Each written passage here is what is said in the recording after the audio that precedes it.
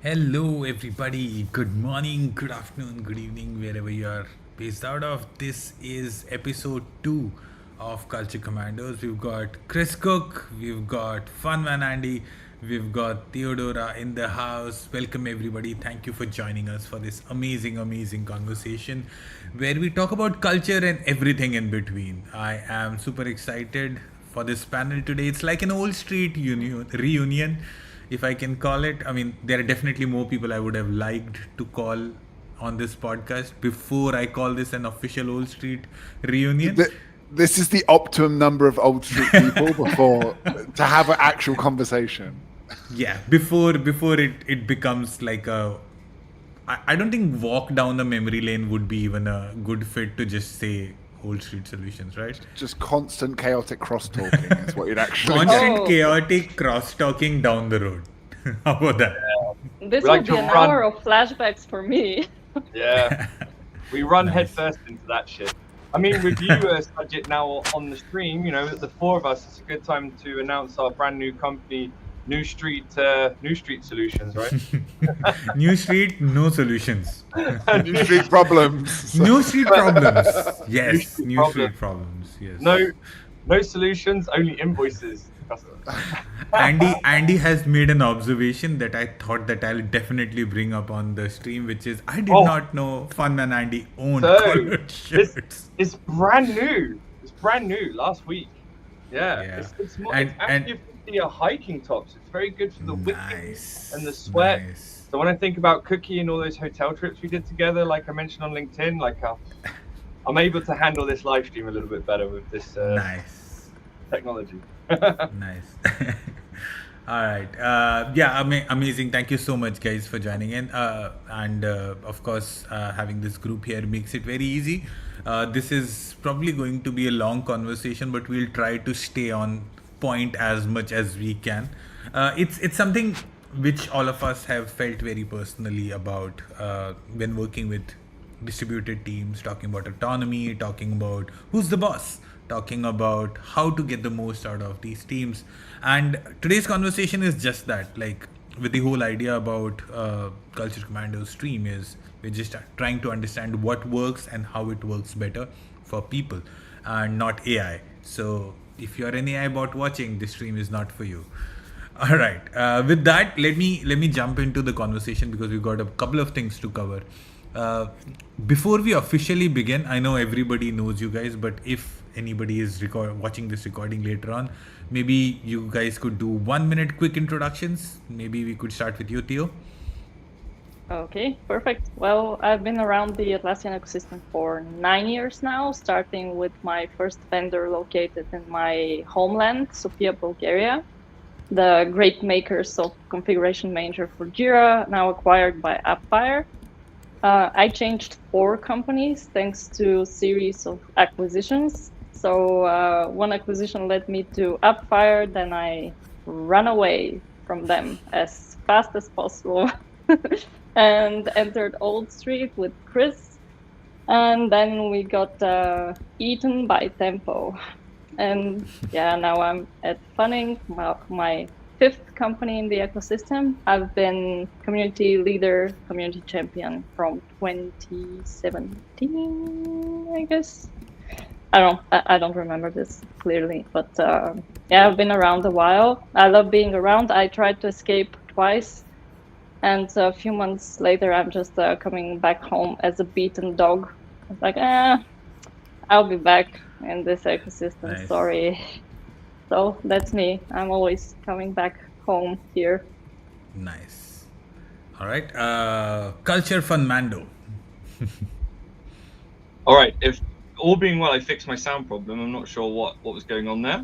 Never had the mic go through my screen, but today it was doing it. Weird. Anyway, hello everybody. My 1 minute. I am Funman Andy. I love everything to do with strategic growth and cultural change, which is why it's really cool that Funning gets to be part of this Culture Commandos every single time. We get an invite to come and help and boost the conversations and stuff. For those of you who don't know me, could be a few people maybe still out there in the world. I've been in digital transformation for all sorts of different industries and companies for 20 years. That's the most interesting part.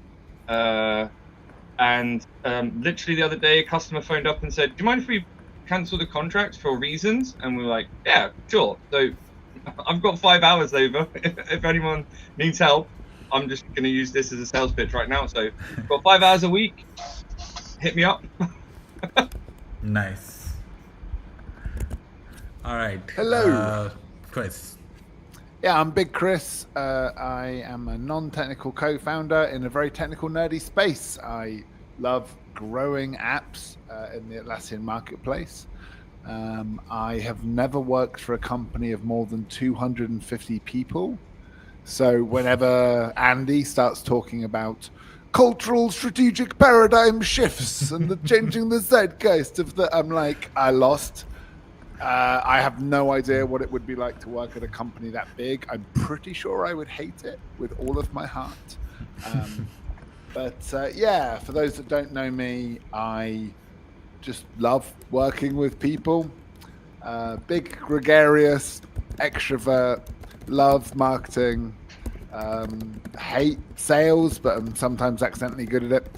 And yeah, just love being a fun guy in a very nerdy little niche.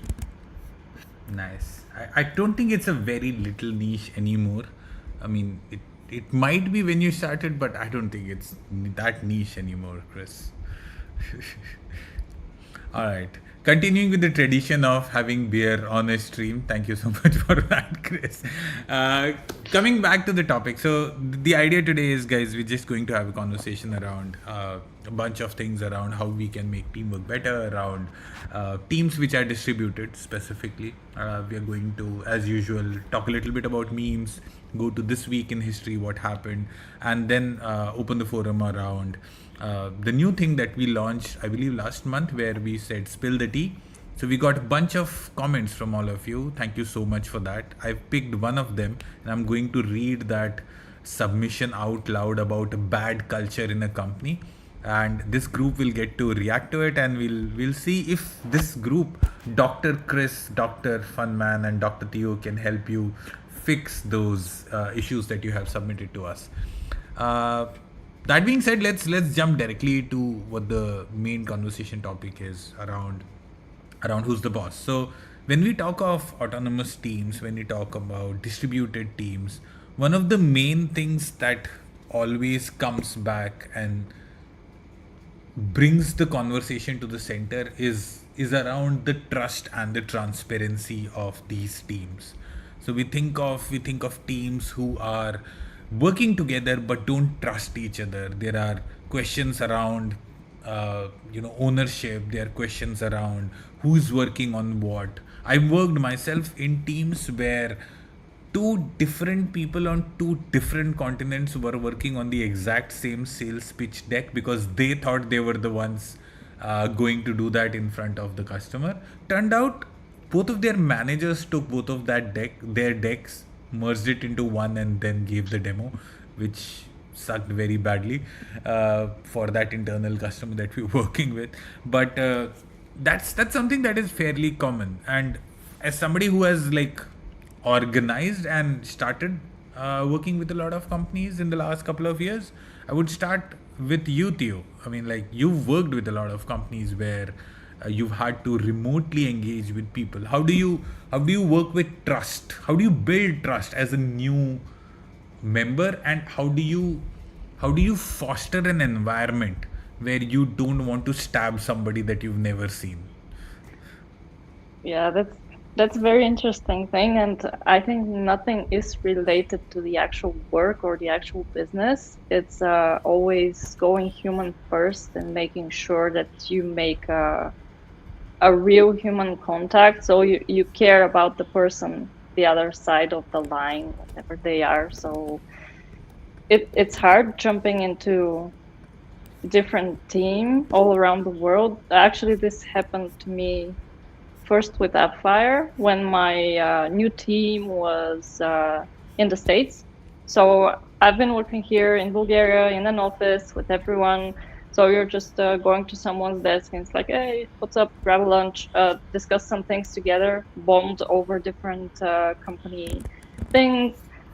I was even the one who was kind of building and driving the culture moving forward. So from a couple of people, we actually began feeling like a team, having some different experiences as people, not just people working together as a team, but as a team outside of work, creating some small fun habits inside the company. But it really struck me when I was delegated to different departments, different managers, different people to work with. And I'm like, oh, that's going to be hard. First, I'm working in different hours. I don't know nothing about these people, and they're my new bosses, I guess. So, yeah, we should work this somehow around. That's a big struggle, right? Like specifically when the team member itself is not consulted much before they are jumping internal ships. I've been in that place as well. And so how did you cope up with it, or what do you think helped you cope up with it? Helped me that I always try to bring curiosity when I approach someone. So it's like I'm curious what this person is doing outside their work, what they care for. So this talks a lot about how the person is doing their job, and it's not like oh, that's my new boss, and she wants me to be on a call at 8. And yeah, some glitch on my end, hopefully not interrupting the stream. But yeah, I just try to bond first on a human level and then understand how we can use our connection to build things together in a way that it won't impact us. It's not won't make us hate each other. So it's I'm moving positively always, even if the person is annoying and I don't like them. There's certain people that I have troubles liking. I can tell you there's a person that I'm seeing this person for the first time, the other side of the world, first Zoom call, and I'm like, oh, I will hate this person forever. What I'm going to do now? But I try the same approach, and when it's not working, then I try to find the workaround with this specific person, but trying not to impact the whole team. So it's a long road. So it's full of surprises. And then the real deal happened with me when I started working with the Old Street gang. Again, everyone different sides of the world, but we really had this way of connecting with each other as friends. So we're working together, but we also care what the other person is doing. We send ourselves some messages outside of work hours just for fun. But also we have the structure to work together and be so efficient that we can allow ourselves to have fun and be relaxed in this whole environment. So work always comes first. It's not distributed work. It's not just chit chat over Zoom calls. It's actually teams that try to work together, and it's hard. So having a very good plan, very good documentation about this plan, a good approach on how to follow the plan, then everything sets down. People are comfortable with the plan, with the steps, with everyone's involvement, and they have the transparency from start to finish. There's a certain things that I don't like 100% transparency over everything. This drives some weird outcomes. Some veil is required. Yeah, right? yeah. But definitely when you make people part of creation of the plan, Sure. then it's very different. So for me, that's been the working strategy. If I work on something, I try to engage everyone so they have their piece, their little contribution that makes them feel like they're part of the project, and Nice. and they So- have the heart to be involved in it.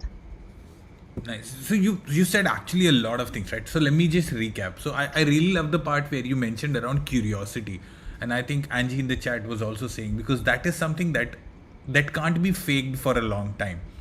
until you actually are curious, you can't fake curiosity either in people or in the process that you are working with. So that's definitely a great tip for anybody who's looking out there. The other thing that you mentioned, if someone is treating you bad, you're still curious why they're doing it. So they have their reason. Right. But what So the you hell can is the find the reason? curiosity somewhere, right? Like there's a lot of stabbing going on in the chat, and whether Theodora would or would not stab somebody anytime you want or not. I want to bring it to.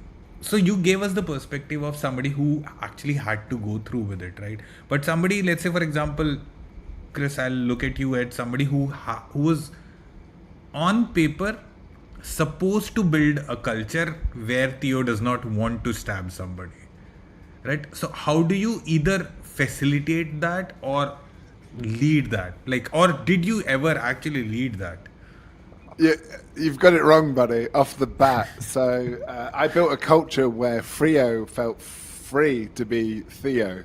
And if Theo wanted to stab a motherfucker, then I trusted her judgment. They probably deserved it. Look, Theo is definitely the second best manager I've ever worked with. We can talk about the first later.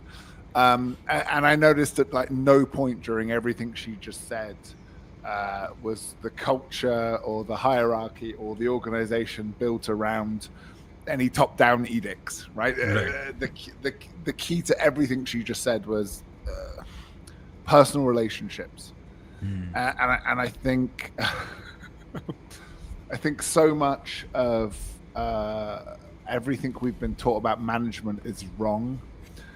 Right. Yeah, it's an incredibly common name, common to the point where if someone shouted Chris on the street, I wouldn't turn around. I probably would turn around for Chris Cook, but I once emailed every single Chris Cook I could find on the internet and told them that I hope they were using my name well. But anyway, I easily get distracted.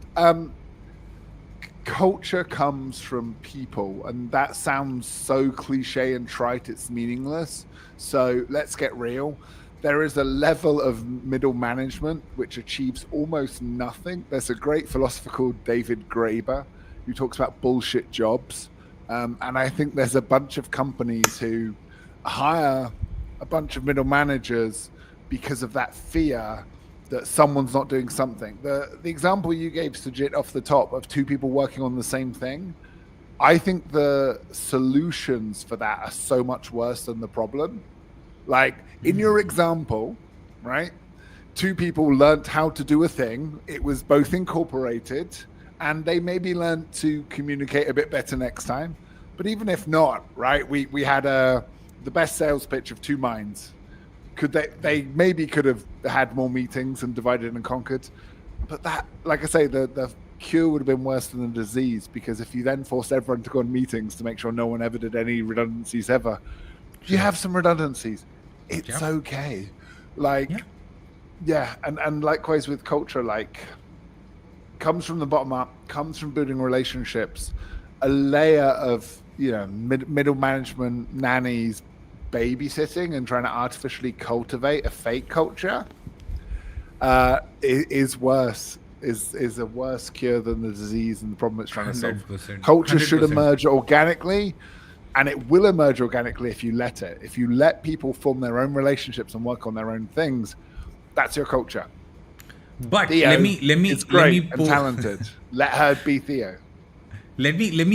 Let me cross question you and be the devil's advocate in this. Okay, while I do believe your philosophy, I also believe the management's responsibility to foster an environment where not everybody will feel like it, specifically in bigger teams.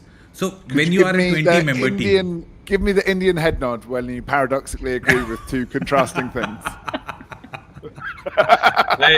This is a great moment for me to tell you. Oh my God, you went with the accent as well. Oh my God. Jesus Christ. 2025. You can't be doing this is the best time to tell you that middle management are the most just went to Simpsons people in the world. Just went full Simpson. Like you went from cultural fun man to cultural appropriation. Sajid, please, before we go off the rails, could you repeat your question? Yeah. Okay, so to change the words that I was speaking, I would say that specifically in bigger teams. So in smaller teams, what you said 100% works. In new teams, it definitely works. I have seen it. I've tried delivering in an exact similar kind of fashion where you did, but like I think it evolved from the fact that I was making a fool of myself in front of people who were trying to be very proper, and that broke barriers and made things much more better for my team. But we were a small team. I am talking about in bigger organization and bigger teams. How do they, like, it can't be like scrum of scrums, right? Like every team does this and it scales big. That's not the answer. How does this work in bigger organizations? Great question, Sajid. So, how do you make a football team with 100 players? You don't. That's not a team. Yeah. That's a group of people pretending to be a team. How do you make an enterprise agile? It's not. It might pretend to be agile, but it's not. If you want to make a cohesive team, it needs to be team size. And team size is disappointingly small. 2 pizzas, Bezos says, and I'll eat 1 pizza. So let's have a team of 4 people and hope everyone else is like Theodora, very healthy and conscious, calorific. Yeah, like really, like I'm not the right person to answer. I said off the top, I've never worked for a big organization, but I strongly believe that I always get asked this question. Oh, but you're describing a small, efficient, wonderful team that achieves amazing things and earns $10 million per year. How do I do that with a massive team? Don't know. Don't care to try. Wouldn't recommend it. Like, why bother? No, like, split it up into a smaller say... team and don't try and merge 10 teams and call it a team. It's not. It's a mess. I mean, it has to be though, right? Like I'll come to somebody who has definitely worked with very big organization, fun man. But before I do that, I would also like to say, like, I don't think it's a bad idea to try. So I worked in big organizations where at the ground level we were able to make these small fires which did cascade into bigger. At the risk of sounding more racist than Andy, is that because in India 100 is a small team? Those are rookie numbers. Pop those numbers up. Yeah, I've actually never worked with a purely Indian team ever. I was always fortunate enough to work with a company which was multinational. So I've never had that experience, but I'm actually looking forward to it. Someday I would be working with an Indian startup which is just India, and then I would get to see whether it's a small number. But jokes apart, but like, yeah, that's the case. And it did work for some time, but we were not able to scale. Like, see, I'll come to what Theo said because it's very unique to what she was coming from. Because I feel like it's very important to have personal relations and the veil that Theo talked about, right? Like, you need to have some veil where when you're becoming bigger, it might come in just as handy as being open. So like, for example, I worked with a team where the wins were shared very passionately, but the failures were not. And while every time we celebrated, it felt really nice in the beginning, over a period of time, it started becoming a little that this looks phony. We know there is a problem and we are not talking about it. Like, I'll give a real world example. We are anyways going to get flagged, all of us, for this video, right? The last week, we all saw the notification that came from Atlassian. A bunch of people that we know from the support side have been made redundant. Now, being an organization which talks about teamwork and culture and everything at the forefront, and I support it and I believe in that philosophy, an organization at the end of the day is trying to do a business. How does that work, and how do they, or can they even, to a point of work in a manner where it can walk in both, two different sized shoes? Andy, I would love to hear your take on it.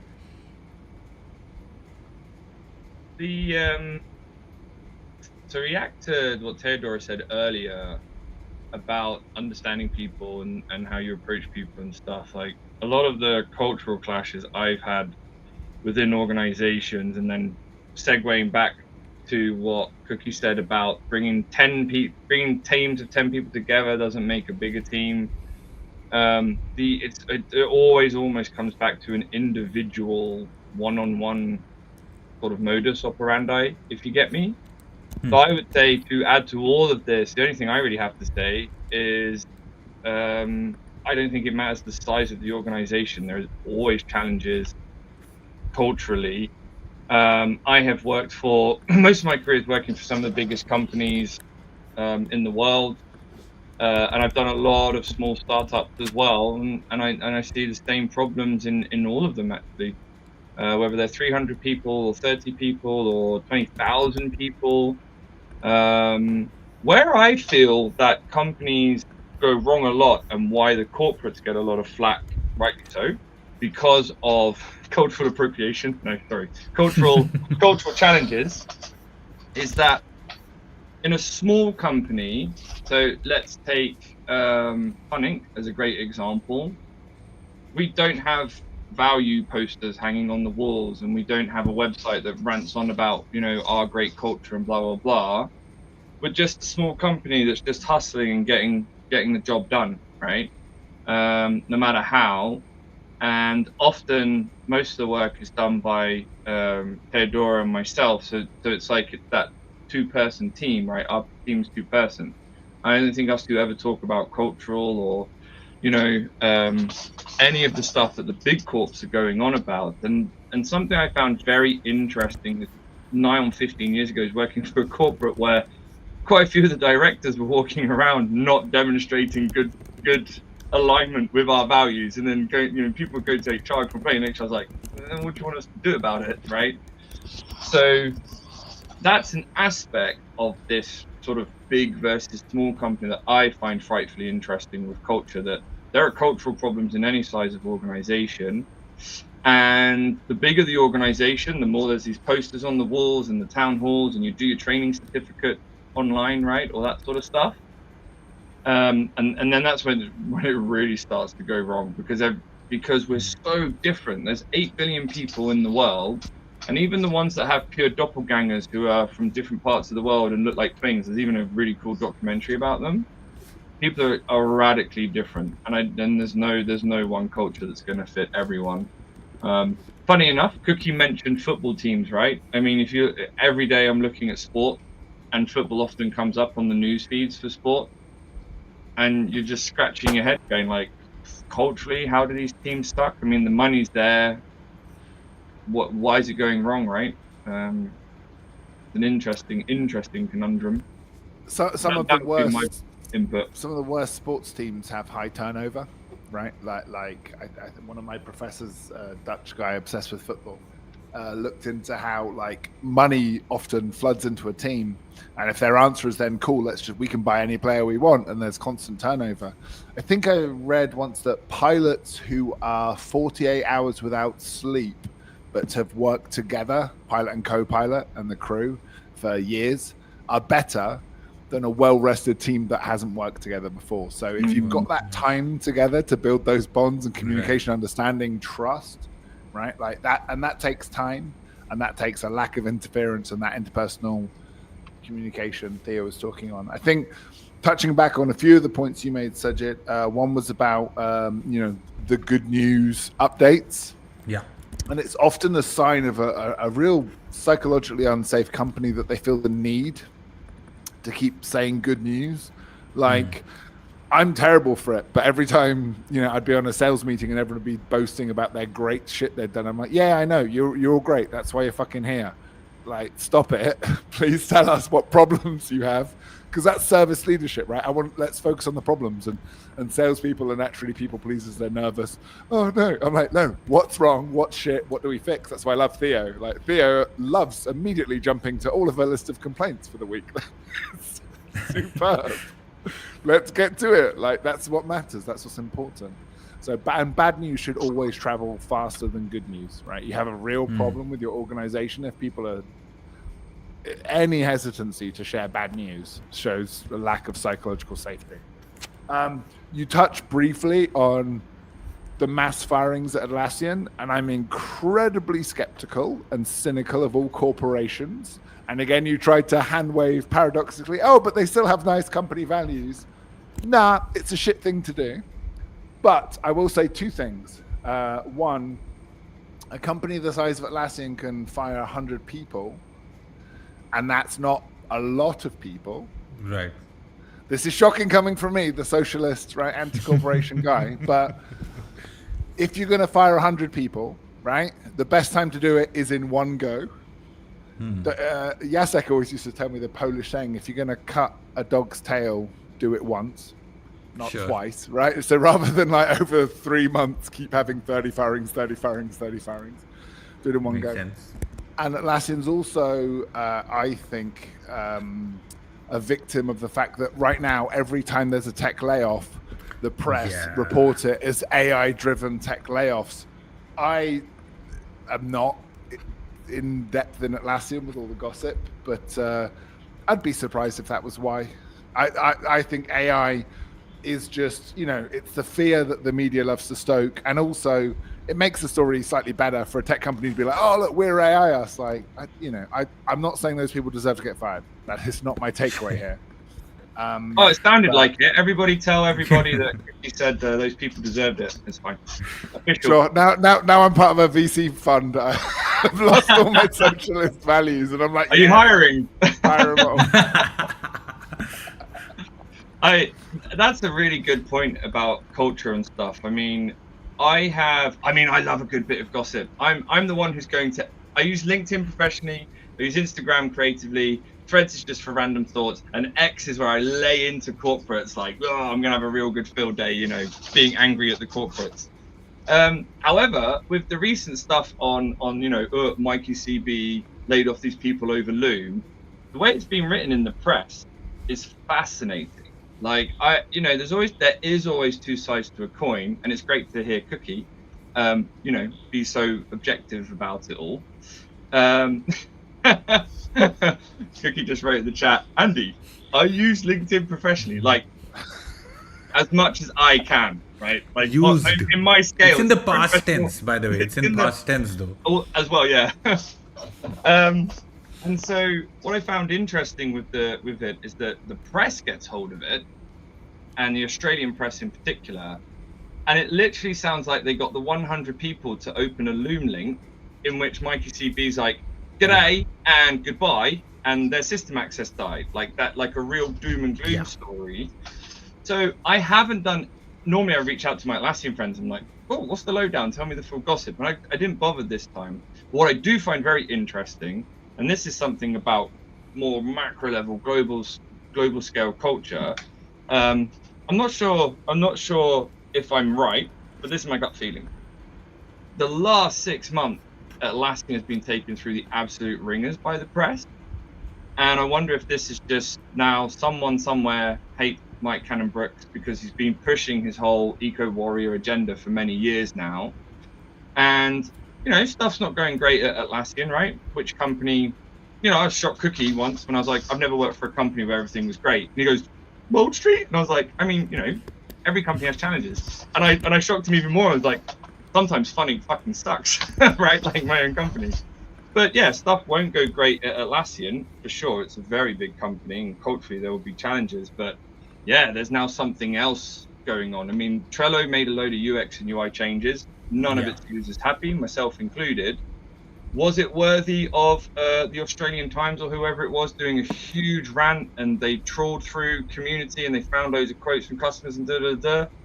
I mean, maybe the change sucks, but sorry, people were complaining online is not a news headline. Like, that is a hit piece. Someone is gunning for Mike Cannon-Brookes. Yeah, and that's my point. It's Why a did clickbait. someone trawled through online community to find these quotes and get screenshots and stuff, and you're like, that's a hit piece. And now it's like, so if we just focus only on Atlassian, is there culturally something wrong with Atlassian between corp, employees, customers, partners, or are we now just getting a load of hit pieces and stuff like that? I remember, if we talk culture, Astronomer, Coldplay, Kiss Cam, right? That blew up massive style. The team that sleeps together keeps together. You want a senior management team that are perfectly aligned to the beautiful Human harmonies of resources. Coldplay. Well, for those that thought that human resources departments were on their side and weren't in bed with the CEO, now you know. Now mask off. That's the truth. Mask off. I mean, Nice. to the point. Former union people. Someone, one of my mates who's like, they just go to their 9 to 5. They don't care about all this business stuff and blah blah, like us for always ranting in webinars and stuff. And they came to me, as like, they were about 2 weeks late to the Coldplay Kiss Cam Gate or whatever they were calling it. Guys, how did this like blow up so big? And I'm like, do you hate your CEO? Yeah, not really a fan. So if your CEO got caught with the CPO or whatever, CHRO, wouldn't you be like, haha, I'm going to send this to a few friends? And he's like, yeah. And then the entire world, like, you know, how many of us are 85% of us working for SLT just went, yeah, you see, you are also cunt. And we've proved it now. And boom, global mass appeal. I mean, the memes, the abundance of memes now, like, I mean, that's look at culture. We're talking about companies, but look at the culture of humans. So many people found that hilarious, and it united us all. How do you build a team of like 100 million people? Scandal. We love it. We love gossip. You know, Cookie talked about, like, if there's bad news, like, you know, deal with it quickly. Otherwise, what did you say exactly, Cookie? It was a great statement. But bad news should travel faster than good news. Yeah, exactly, right. I'm quoting my dad there, I think. Gossip is faster than light. You know. Nice. That's the thing, like, you know, culture. Yeah. Like, what binds and what connects people. Nice. Okay, so just in the interest of time, I'm going to pause this amazing conversation and bring it back to Theo, because she keeps to be the only person who's talking about what I asked, and all three of us are just going anywhere we want. So Theo, I want to ask you about asynchronous teams specifically, and talk about how do team members who are in different time zones and different countries and different cultures, because my Dutch friend making a Indian impression is not the best way for every team, right? It has to be a spirit brother connection first. So how does a team who works in different time zone, is in different cultures, is in different mental state, to be very honest, they can use tools like Loom and, like, yes, Confluence exists. I know Andy says Confluence will save the world, and I one of the quotes that, not fun man Andy, just to clarify, online Andy, or our Andy Gladstone, my friend from QuizWiz community as well now. But how does it make, how can we make it better, or what are some of the things that you have felt working across continents with people that have helped you personally? Well, I failed many times before nailing this thing down. And it was thanks to Chris, who once said, you can't escape meetings. I'm like, oh, shut up. I can escape everything, including meetings. I have Confluence. I have everything.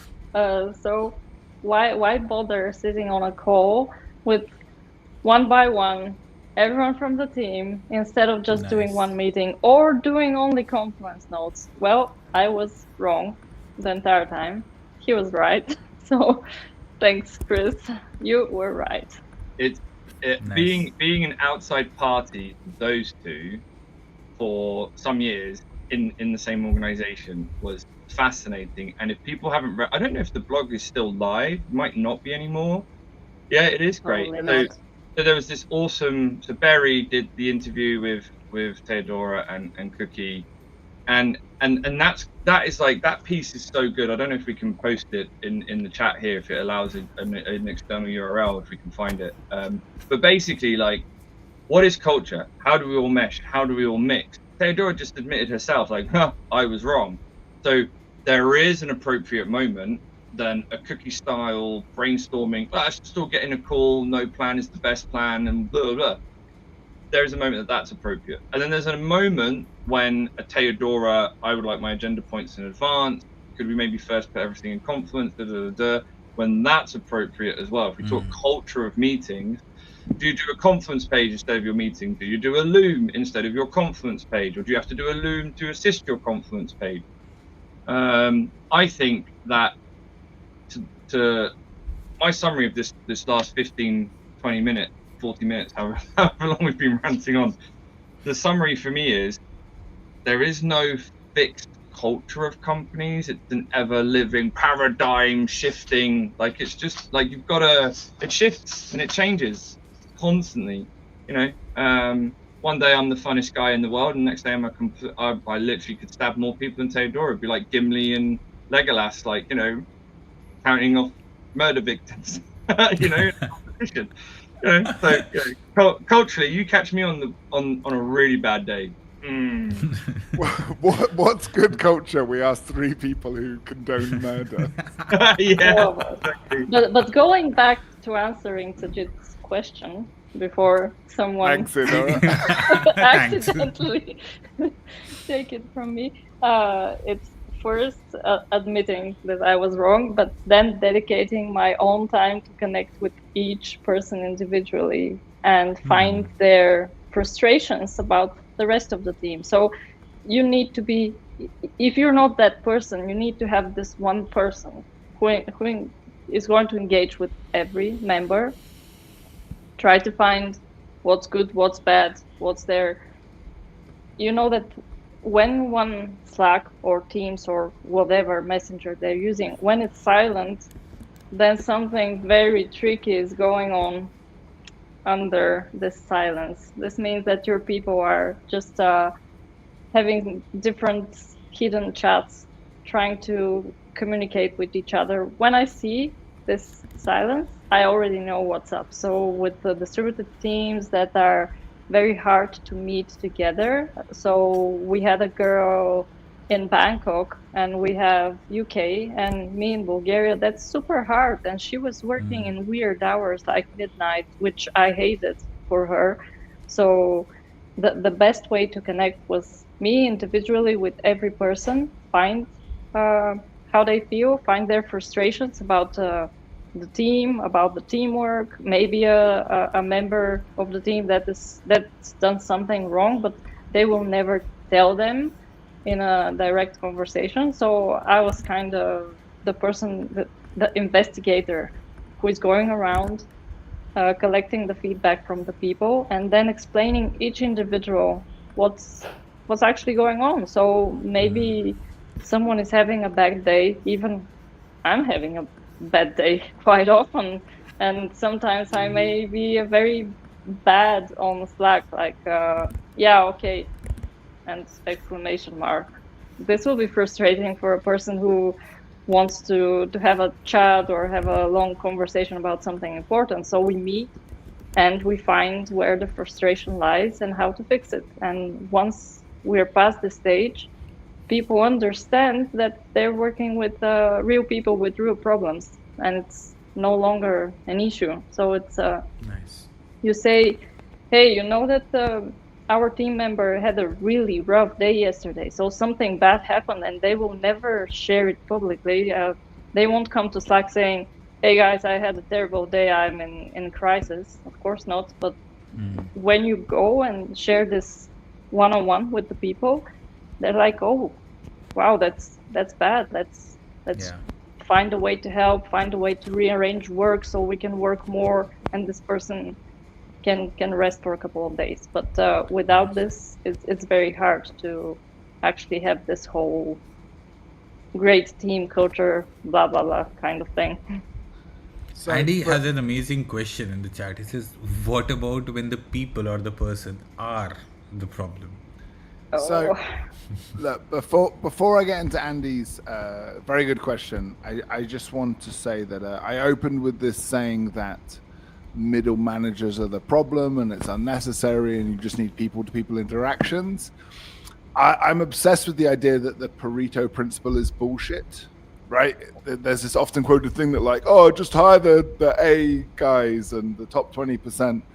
I think I thought I built a good culture at Old Street when in fact it was Theo in the background. handling all of the important relationships between the nodes that made the culture actually good. Like, I hired well. I'll give myself a pat on the back for that. I had some great fucking people. But yeah, I think actually, like, you know, for me to start off being like, oh, middle management are evil and unnecessary and it's a bullshit job, I'd like to completely rescind that. I think I've realized that, you know, maybe Theodora is the opposite to the evil middle manager that we all have in our head. You know, you never forget a bad boss. I still have nightmares about bad bosses I've had. Yeah. But Theo is the counterpoint to that, and you know, we are all paradoxes and contradictions. Theodora is the misanthrope, the grumpy cat that hates people, who is tirelessly working in the background to make sure people are happy, like as only someone that hates people can. And that is why she's so amazing. Now, let's give Andy's question the attention it deserves. Because I'm British and awkward giving Theo a compliment. Yes, I'm going to put a time limit on it, Theo. If you could just respond to Andy's question specifically in 1 minute, so that, because I wanted to cover a couple of things in the last 10 minutes that we have as well. I had this if the people are the person is if the people are the problem. That's something I'm very bad at, is when the person is the problem. I see that it's the problem, but I can't communicate it because it's like you show this person their flaws, they don't want to listen to you, you try to be the bad guy and everything, and that's where I need Chris' help and his authority. So it's the paradox of tolerance. In order to have a tolerant society, you need to eject the intolerant. A good culture can only exist if you're firing people, and that's really tough for a bunch of nice people who are trying to get along and work together well. You have to let people go regularly, and for a bunch of people that cares, that sucks. That should keep you up at night. You should. So basically, pick the odd apple out before it makes the rest of the group. It's not even that they're toxic or bad. Just sometimes it just doesn't fit and it doesn't work out. I mean, the worst place I ever worked, the worst reason I ever got fired was Culture Fit, which was just a weak excuse. But yeah, that's the sad thing of it is that sometimes it's just not working out. And I hate the expression like hire slow, fire fast. I think the other way. I think you should fire people under a lot of consideration and think about it. But when you hire people, you should hire them fast. You know, I hate 12-step hiring things. It's tough. There are no easy answers. I can't say in the 30 seconds that you split between me and Theo the answer to these. But it starts with caring. It starts with paying a fucking attention. And sorry, Theo, it starts with some meetings. No, so it does. It definitely, I mean, we can definitely talk more about it. But like as I mentioned, what I want to do right now is talk a little bit about a couple of other items that we wanted to, specifically this month in history. So we are going to look at what happened in the past in August, which really changed the world. So I'm going to give you some clues. Let's see if you guys can figure it out first. August 1991. This link changed the world. Can you guys figure it out to why this link is very important? It's the first internet, right? That is right. Tim Berners-Lee officially democratized the internet when he published that first website. Didn't keep it to him. He said it was technology that everybody needed to use, and that's when CERN's official website. It actually is a live page right now till date as well. And since then, we've come a long way.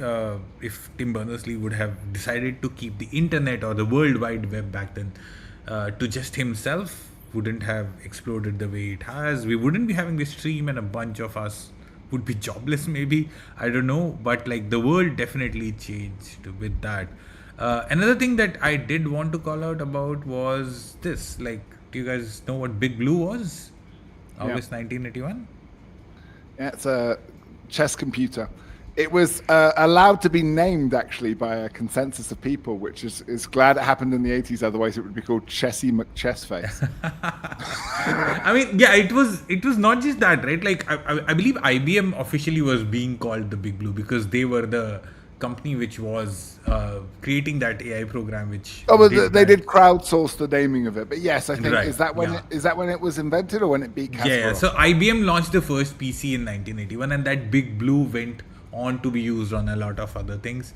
But like the invention of personal computing itself is, I believe, a big change that came in August in the past years, where it became very synonymous with change. The personal computing era came. Apple stepped up the game, and of course, since that day, we've got Android, and we've got so many more. Open source came into picture, Linux came, and all these amazing visionaries changed the world in its whole face. But this is what I want to spend extra 5 minutes today. If you guys are interested in coming episodes, please scan this QR code, send us your wildest work moments or your work problems, and the group on the stream will try to help you resolve it or give you some inputs on how it can be better. So this is what one of the items that I screen grabbed and put it here. It says, during a remote sprint planning, two teammates started arguing about an odd point. They then argued for the next 3 hours when no one else said a word, at which point I stated, do I even need to be in this meeting? I did not realize that I was still on live mic. Stop the argument instantly. People said, no, I've been here for 3 hours. Why am I even here? We're getting nowhere. Can we finish and work out a deal between those two people on their own? So how do you respond to a meeting, or maybe how do you not waste your own time where others are arguing on a call? I mean, the point about 3 hours, I don't even know where to start on that one. Like, I can't believe this is real, but I don't know, man. I mean, I've just always how would you call it a sprint while taking 3 hours to have a kickoff meeting? Yeah. That's a crawl. I mean, my personal individual, like, I'm getting the vibe. This is virtual, right? Live mic? Yes. This is a remote team. Remote, yeah. I mean, if I was someone involved with this and I'm watching two people argue, after a good 5 minutes, I'm probably just going to be like, sorry guys, urgent matter, AFK, BRB, and just be like, leave, right? Yeah. And then when someone's like, hey, we finished it finally, I'll be like, oh, good for you, cool story. So, yeah. It's in the era of AI, I think it becomes more and more easier, but earlier it was definitely tough. Like, I've been in meetings where I shouldn't have been, and I think as I grew up in my career, I started saying no to meetings. But in the early days, I would join every meeting that I was invited to. So And it's yeah. one of the few things I'll respect that Elon Musk has done. His rule of like, if you're in a meeting that's not productive for your time, just walk out.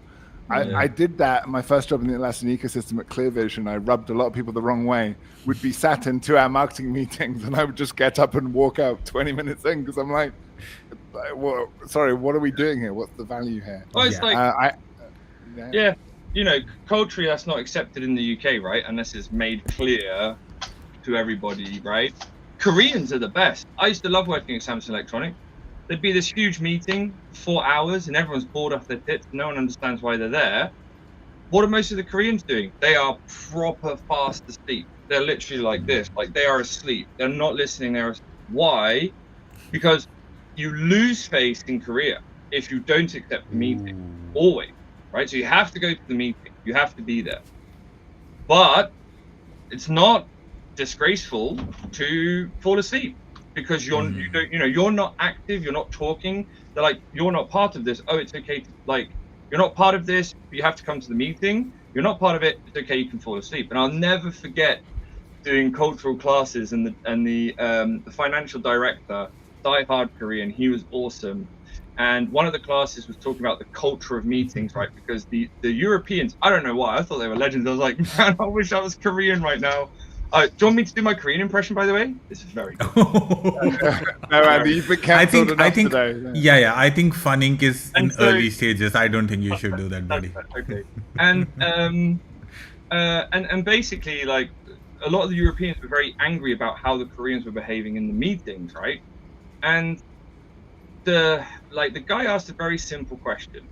How long would you wait, either remote or in person, before you start chasing the people that have accepted your meeting but not turned up? And the Europeans are like, 3 minutes, 5 minutes, right? The European consensus was somewhere between 3 and 7, right?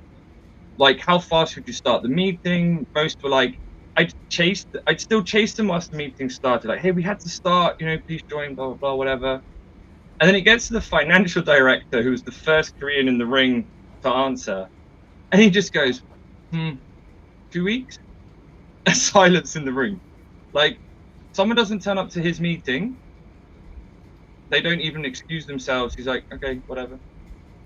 And if someone comes back and is like, oh, I'm ready to do that talk now, 2 weeks later, he's like, okay, you're ready now? Okay, cool. Let's talk. And what I love as well, like, you came up with the internet and the IBM stuff, right? For the questions. And I always love the heavy debate of, are we any better off with internet and all this modern technology? Globalization happened without smartphones, without WhatsApp, without whatever. So there's that point to consider. So did industrialization. So what's the purpose of technology? And one of my favorite stories about, I don't know if it was Nissan and Renault, right? So when they got merged, Asia's complaining about Europe, Europe's complaining about Asia, because both sides we do everything better, right? And the Europeans really, like, the Asians calmed down and they were like, okay, whatever, we can't be bothered with this argument. But the Europeans wouldn't let it go. So top management was like, great, you think you're better? We'll do the same project and we'll see how far you go. And so what they did over 6 months was this one project to deliver whatever automotive industry thing that it was. And what was interesting is, like, every milestone, every project sponsored check-in, the Europeans had done something, right? Super agile. And the Asian team had done nothing, right? And what was fascinating is, like, there's a very long blog somewhere about this. Basically, every day the Europeans are trying to do something. Like, they're like, oh, we're blah, blah, blah, blah, whatever. So highly, highly, highly agile. Lots of failing, lots of blah, blah, blah. The Asians are like talking, discussion, decision. Once everyone agrees, we do something. And so, the Europeans are like, we did something, oh shit, we did something, oh shit, we did something. And the Asians are like, did something. So the end delivery on the final date, they both had the same final delivery date, was that the Europeans had something of slightly less quality, not much, like they were both very good at what they delivered, but that manner and that culture of like how it was done. Europeans blasted through so much budget, ripping stuff apart and this and that, but the Asians were like, well, we have our hierarchies, we need to discuss, bring management in, discuss, decision, now we act, now we deliver phase 1. Like, nice. That's I love that story so much when it comes to cultures of different parts of the world. I mean, there's so much definitely that we can learn from so many different cultures. And I mean, 100%. I mean, we can take this conversation for the next 20 more minutes just on this. But, like, again, in the interest of time, let me quickly move on and let's look at what next, which is Meme Recon, my favorite part of this conversation, where we get to look at memes. So, what do you guys think about this one? When you're working overtime delivering gold and your boss is like, what's happening? How do you deal with a situation like this? So if you're in a culture where you're reliant on getting a pat on the head from your boss, you already have a problem. Now, look, I get it, right? Like, so many of us are used to carrots and sticks and jumping through hoops, but it's one of those where if your motivation is external, extrinsic, to get a bit psychologically nerdy, you're behind. Like, work with people that love the work, already know they're good, already proud. I'm not set, like, look, I get this. Meme is describing a toxic culture where people don't feel recognized, seen, rewarded, but that it's the deeper disease. Don't focus on the symptom here. You have a bunch of people who, like, pats on the head aren't enough, rewards aren't enough. Like, there's a deeper rooted problem than this meme suggests. You need people that know they're respected, know they're loved. Like, this is already broken. It's already too late to cure this patient. I mean, I have so much to contribute to this, but I'm holding my thoughts on because next episode that we are doing in August end or early September, we've not decided the date yet, is on these lines, is on the lines of perks around around rewards, and we have an amazing guest for it, and like Funink would be here once again, so we'll have that conversation then. Maybe we can sneak Chris in just for that conversation once again. But let me move on again in the interest of time and just look at one more meme, and then we'll have our closing comments. Let me see where my screen is. This one of my all-time favorite movies, Office Space, which talks about micromanaging. It says, just tell us everything you do in a day, how many times you do it, how long does it take. But we are not micromanaging you. I've been in teams where I've been micromanaged. I've been asked to I've changed teams because I was asked to micromanage. And yeah, just not in my DNA to ask somebody to fill the timesheets 10 times a day. I have asked, sadly, because I have been asked to fill timesheets, but in some times it worked really well, at sometimes it didn't. And yeah, I mean, it's micromanaging is just like it's just like, I believe if you're good at it, maybe you can make it work, but I couldn't. I never could. So I couldn't take it, and I couldn't do it for somebody else as well. But I've heard stories of people doing really well where a manager was like literally tracking every minute that they were on. I've seen there are apps in our ecosystem which tracks every second you are on a Jira ticket and logs time, and those apps are making money. So that means some people are installing it and some people are using it to do that. So, but yeah, what's your guys' take on micromanagement? I recently had a chat with a girl about remote work. So she was working in an office here in Sofia and asked me how I work remotely without having someone on my head constantly checking on me, because she finds motivation to do her work by this action. And I was stunned. I'm like, what are you? You're not a human being. You're something else. That's just weird. But I remembered working with other people who feel the need of someone to be there, hold their hand. They're doing great. They're great people. They produce great work, but they need this reassurance that they're on the right path. It's like, yeah, you're doing well. This is what we're doing today. This is what we're doing tomorrow. And they're like, oh, thank you.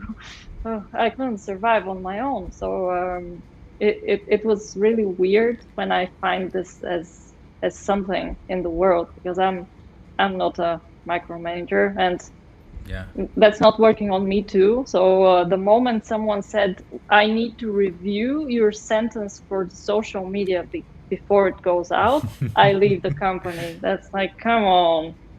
I have a grammar the too, knives a come few out. of them. So stop. The only thing worse than a social media post written by AI is a social media post written by a committee. Micromanagement sucks so hard. It comes from insecurity. It comes from having a bunch of useless middle managers with too much time on their hands and no actual value to add. It's a cure worse than anything it's trying to solve. And look, in a world where AI and remote work is becoming the standard default thing, I think it's wonderful that I built such a brilliant team and a fantastic culture purely because I liked people and I didn't have the patience to micromanage people. So I just went, guys, like, I'm going to hire good people and let you do your own fucking thing. And that worked out amazingly well for us. I do think, like, the funny thing is those that are good at micromanaging teams of 1,000 are going to be very quickly disrupted by the new gen of teams that can work anywhere. Don't need a big team. Like, this is, I've gone from AI skeptic to, okay, I'm listening. And if you can now do wonders with a small team of people that know what the fuck they're doing, cool. Like, I'm sorry for the agile coaches that have to convince enterprises to stop micromanaging people. I'd much rather start a startup disrupting these companies and just take their lunch easy. If they can make millions so ineffectively, so inefficiently, there's opportunity there. Let's go. I'll throw in one more item on it, Andy. So what Theo mentioned, right? I've always felt so. Again, for a while, I used to be the silent, docile project analyst who used to work whatever I was told, go into meetings like in the early part of my career. But then I started realizing within a year or two that my idea was somehow or sometimes better in the room where there were 10 years experienced people in the room, and it's starting to dawn on me that okay, I need to step up, and I started doing that and it worked for me.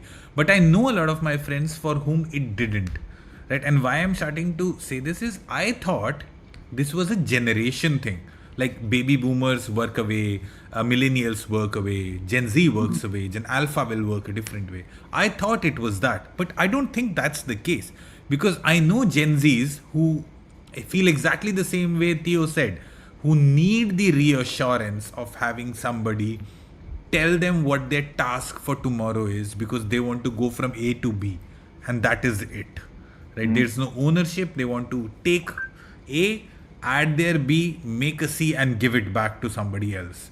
And of course, Gen Z, I say this generation has what millennials did not have, which is the ability to say no without having trauma. We started learning to say no when we went through a series of trauma, especially millennials. But Gen Z knows that much better. So I felt that they would make better employees or team members because they would be much more vocal about it. But I've seen both kinds. So it's not definitely that. I don't know what the right answer is, but I still feel like it's definitely not. Yeah. It's subjective. So, like, this is a great way to end the call, because Theodora talked way in the beginning about the individuals and how you're interacting with people. Halfway through the chat, online Andy had a great question, and I said you can answer it with one word: feedback. Is someone micromanaging you? Go, yo, you're micromanaging me. I don't like that. Just leave me alone. But a better way to end that sentence is also, why are you like to Theodora's point, why are you micromanaging me? Like, are you concerned? Is there no trust? Like, are your targets too tough? Do you have to make sure everything like take an interest in that person? Because as a general like stereotype, everyone hates micromanagers, but how many of us actually sat them down and gone, why are you micromanaging me? I bet no one's ever been asked that when they're micromanaging, but they've just all been told to fuck off. Yeah. So, you know. That's true. I feel that. Yep. Awesome. Yeah, I mean, I take the cue from Andy just calling this as the end of the stream, because I think we are almost 10 minutes over time. But I will just say this before we close, which is our official next episode is with Kamal from Enreap. And we're actually going to talk about this, what we were just talking about, more than coffee, more than swag, what makes people stay, what makes people believe in a company's culture. And I've read a lot about what Enreap is doing with its employees, and we would love to hear more. So we'll have Kamal and our next episode with Fun Inc., of course, and we are going to dig deeper into that. That being said, thank you so much, Andy, Chris, and Theo. Final thought. Yes. If you're working at a terrible culture and you hate your boss and she is an awful micromanager, Collabsoft Ventures are offering free loans, 10k to 100k to companies to encourage you to start the next Atlassian startup. Quit your boss. If your boss is terrible, if you recognize the bad boss in this, reach out to Collabsoft Ventures for some free, no strings attached money. Oh man. Oh man, the whole new meaning of no strings attached from Chris. Thank you so much, Chris, Theo, and Andy. Thank you everybody in the chat. We'll see you guys next time. Thanks everybody. Yeah, you will. Thanks everyone. Nailed it.